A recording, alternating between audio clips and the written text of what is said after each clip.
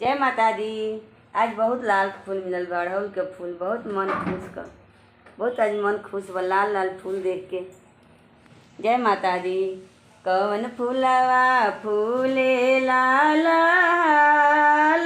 ही कवन फूलवा रंथ सजले हो, ए मैया मोरी कवन फूलवा रहे लूलो भाई सेवकवा लोगवा कर जोरले हो, ए मैया मोरी कवन फूलवा रहे लूलो भाई सेवकवा लोगवा कर जोरले हो।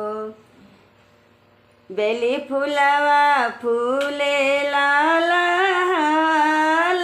चमेली फूलवा रंथ सजले हो, ए मैया हो अड़हुल फूलवा रहे लूलो भाई सेवकवा लोगवा कर जोरले हो, ए मैया मोरी अड़हुल फूलवा रहे लूलो भाई सेवकवा लोगवा कर जोरले हो, ए मैया हो अड़हुल फूलवा